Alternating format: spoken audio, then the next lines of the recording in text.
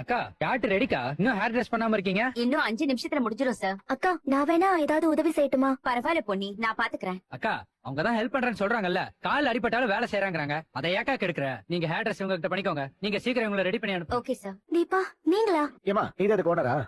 நீங்க தான் ஓனரா? நான் இல்ல சார், அதோ அவங்க. கண்மணி, அன்பு என்ன தேடி வந்தீங்களா? நம்ம கிளவுட் கிச்சனுக்கு எதிராக சமைக்கிறது நீதானா? இங்க கேட்டரிங் பண்றோமா? சொல்லவே இல்ல. நீங்க வரன்னு என்கிட்ட சொல்லிட்டா வந்த. எவ்வளவு தைரியம் இருந்தா இப்படி ஒரு காரியத்தை செஞ்சிருப்ப? நான் என்னங்க இங்க செஞ்சேன்? பாரு, இந்த மாதிரி இன்னசென்ட்டா ஃபேஸ வச்சுக்கறலாம் என்கிட்ட வச்சுக்காத. உன் மேல எங்க அம்மா எவ்வளவு நம்பிக்கை வச்சிருக்காங்க. அவங்களுக்காக வச்சு இந்த மாதிரி பண்ணாம இருந்திருக்கலாம்ல. இல்லங்க, எங்க அம்மாக்கு உடம்பு சரியில்லை, அதனால கொஞ்சம் பணம் தேவைப்பட்டுச்சு. அதுக்காக எங்களை எதிர்த்து சமைப்பியா? உனக்கு காசு வேணும்னா என்கிட்ட கேட்க வேண்டியதானே? எங்க அம்மா எவ்வளவு நம்பிக்கிட்டு இருக்காங்க கண்மணி. அவங்களால மட்டும் தான் அந்த வீட்டுல நீ இருக்க, ஞாபகம் இருக்குல்ல? அப்படி இருக்கும்போது எப்படி இந்த குடும்பத்தை எதிர்த்து இப்படி ஒரு விஷயம் பண்ணலாம் சொல்லு? This is not fair Kanmani. இது ராஜேஸ்வரி கிளவுட் கிச்சனோட ஃபர்ஸ்ட் ஷூட்டிங் கான்ட்ராக்ட். இதுல நீ மண்ணலி போடலாம்னு பாக்குற? சொல்லுங்க ப்ளீஸ், பெரிய வார்த்தையெல்லாம் சொல்லாதீங்க.